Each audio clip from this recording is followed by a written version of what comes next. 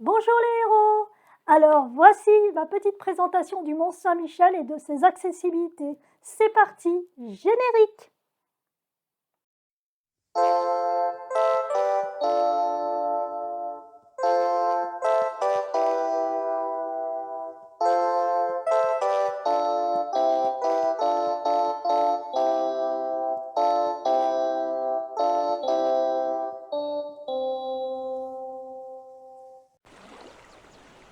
Voilà, nous allons démarrer cette petite vidéo sur le Mont Saint-Michel. Alors là, c'est l'accessibilité parking handicapé, donc c'est le P2. Donc il faut bien suivre. Et là, nous allons vers le car, tout simplement. Et il est totalement accessible, fauteuil roulant. Et il y avait quand même pas beaucoup de place, mais bon, c'est pas grave. Là, c'est mes amis qui vous disent bonjour. Donc voilà, donc c'est parti. Donc il y a une petite traversée qui dure même pas 5 minutes, je crois. Donc il y a beaucoup de gens qui vont à pied, comme vous voyez. Donc bon, moi, vu que le Mont Saint-Michel est déjà pentu, donc je me suis dit non, non, on va pas risquer en plus de faire tout ce chemin à pied. Donc voilà, on descend tout simplement. Il n'y a pas de dénivelé, donc ça c'est bien pour les fauteuils roulants. Donc on arrive directement sur la baie du Mont Saint-Michel, donc c'est magnifique. Donc voilà, il est devant nous. Alors il y a des gens qui sont partis un petit peu marcher là-dessus, mais il y en a beaucoup qui en revenaient parce qu'ils n'étaient pas du tout. Ils n'avaient pas du tout ce qu'il fallait pour marcher dans du sable qui est quand même assez humide et qui glisse beaucoup. Donc voilà, alors ça c'est le haut du mont, donc c'est Saint-Michel. Donc le drapeau est magnifique. Moi j'aime beaucoup cette bannière. Donc voilà, donc là je fais genre je vais toute seule vers le mont, je marche. Là c'est plus pour la forme. Donc ouais, il y a beaucoup de mouettes, ça chante beaucoup, c'est vraiment génial à entendre. Ça fait du bien après avoir quitté Paris, donc là l'édifice. Alors donc comme je vous ai dit, il y a des gens qui essayaient de marcher avec des chaussures pas du tout appropriées à ça. Donc ça s'enfonçait vraiment beaucoup, beaucoup, beaucoup. Donc faites attention si vous y allez, mettez les bottes qu'il faut. Voilà. Donc on va arriver sur la porte, je crois qu'elle s'appelle la porte du roi.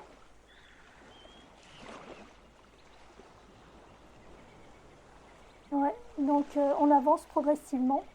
C'est C'est vraiment très très joli. Je suis assez. Ben voilà la porte du roi. Donc elle a été édifiée, je crois, vers 1435, quelque chose comme ça. Et donc elle est assez impressionnante, hein, cette porte. Moi je trouve ça magnifique. Et on voit là-haut le bout de l'abbaye avec le petit Saint-Michel au-dessus. Enfin le petit il doit être immense en réalité. Donc là il y a le sas d'entrée, hein, donc il y a une autre porte qui va donner accès à la grande rue. C'est la seule en fait, il n'y a qu'une seule rue, elle est pavée, donc c'est assez glissant parce que là il faisait pas très beau ce jour-là. On n'a pas eu trop de chance par rapport à ça, c'était vraiment très très humide. Donc je faisais très attention. Donc jusque là, un fauteuil roulant peut y accéder. Après c'est un peu plus compliqué parce qu'il y a quand même ça monte de plus en plus en fait. C'est vraiment une rue en pente, c'est pentu en fait. Et donc là c'est le fameux restaurant très connu, la mère Poulard. Donc il y avait énormément de queues, donc on ne pouvait pas y aller, hein. Il y avait trop de monde et là la station debout mais assez pénible. Donc là vous voyez il y a les pavés, là il pleuvait pas, donc ça va. On sentait qu'il avait bien plu la veille. Et là, il y a l'escalier que je vais monter, qui est hyper impressionnant parce que les marches ne sont pas du tout droites, donc c'est très très compliqué pour, euh, pour, euh, pour accéder au rempart. Donc, je suis là, donc j'ai envie d'y aller. Alors là, il y a la Vierge Marie qui surplombe, hein. Et donc monter les marches c'est compliqué parce qu'il y avait énormément de monde et ça c'est vraiment pas l'idée d'y aller un week-end de grande influence parce que là j'étais venue le week-end du mois de novembre, du 11 novembre, donc c'était le 12 novembre. Donc il y avait énormément de monde et les gens vous collent, c'est compliqué quoi. Donc faut faire attention de bien choisir la date où vous y allez. Donc voilà, les murailles avec des meurtrières, des dédales, un dédale de plein de couloirs. C'est vraiment super beau à voir. Moi, j'ai adoré. Et je me suis sentie comme une petite fille, là, prête avec mon épée à défendre la citadelle. Donc voilà, une meurtrière. C'est vraiment très très beau. J'ai vraiment adoré. Je l'ai dit je sais pas combien de fois. Donc on peut appeler ça aussi les meurtrières des archères et des arbaletières, trières, albalétrières, j'ai beaucoup de mal à le prononcer. Donc voilà, c'est super joli. Et là, jusque-là, ça allait encore, parce que bon, j'avais monté qu'un seul escalier pour l'instant. Donc ça va, je suis encore en forme. Donc, alors c'est accessible hein, pour les personnes qui sont en Cannes. Bien sûr, faut vraiment avoir des amis pour vous aider ou de la famille parce que c'est pas évident parce que les marches sont vraiment pas du tout, sont vraiment, c'est des pavés, hein, donc elles sont à des niveaux différents, donc faut faire très attention pour bien regarder ses pieds. C'est pas du tout des marches régulières. Donc voilà, c'est sympa de pouvoir le faire, mais il faut penser à tout ça. Donc mettre des bonnes chaussures qui ne glissent pas surtout.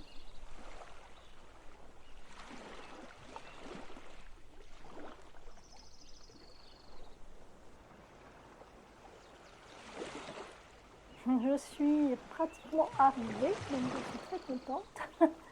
Je me sens comme une personne qui prend la forteresse. Là, je suis super la guerrière qui monte les escaliers.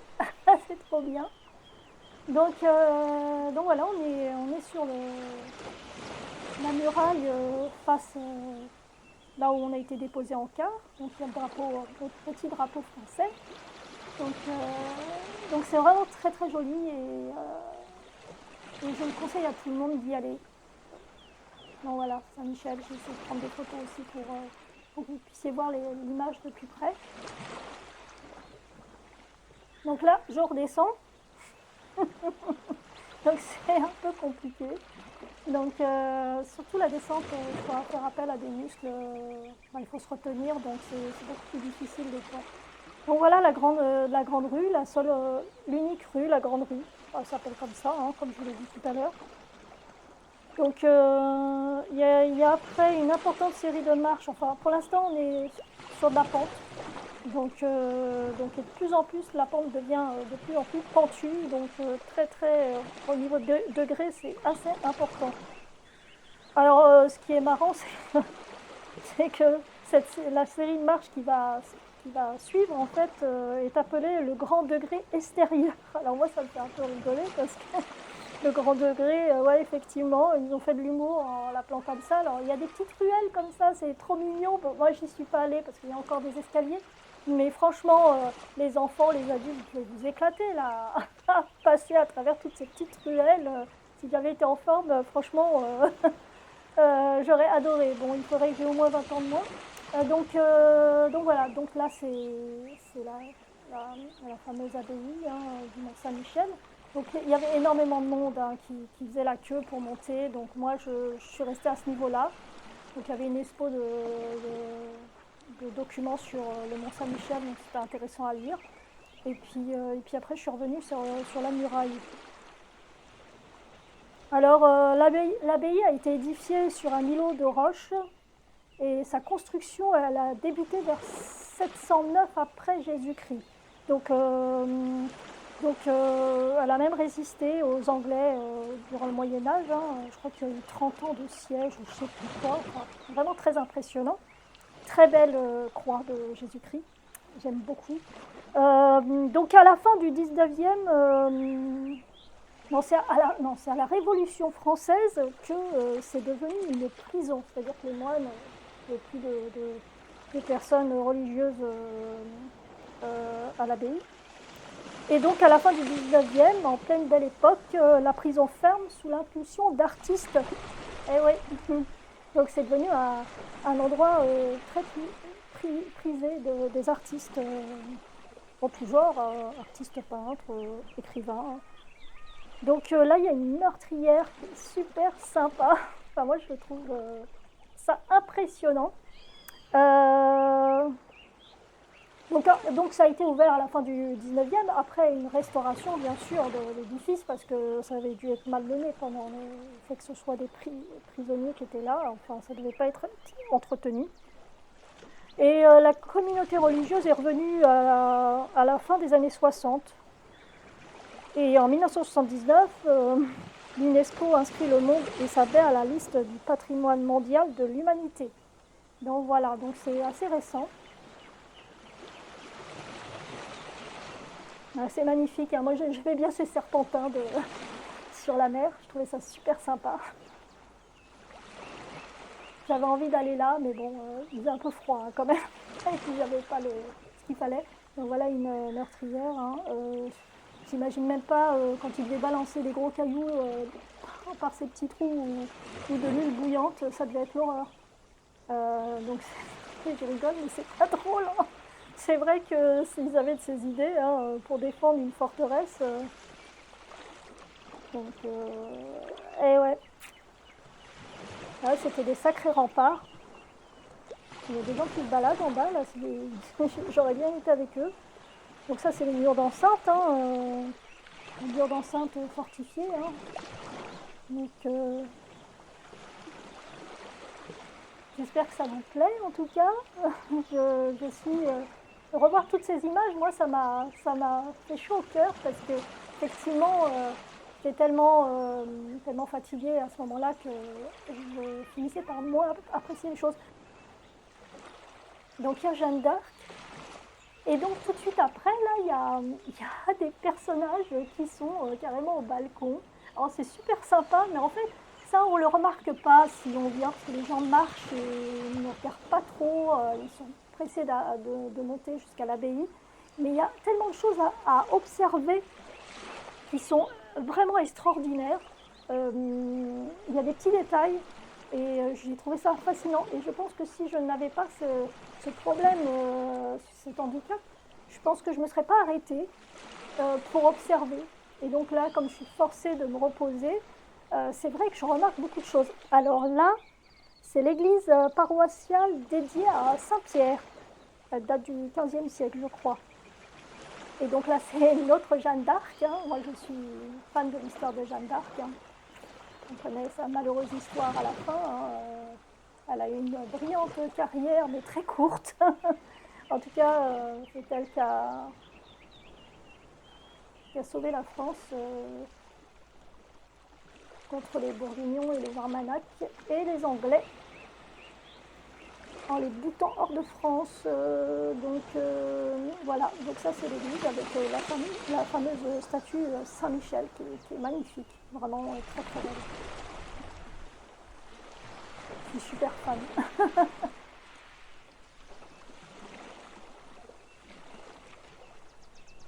Ouais, magnifique. Il y a beaucoup de... En fait, moi j'ai trouvé cette petite chapelle super mignonne.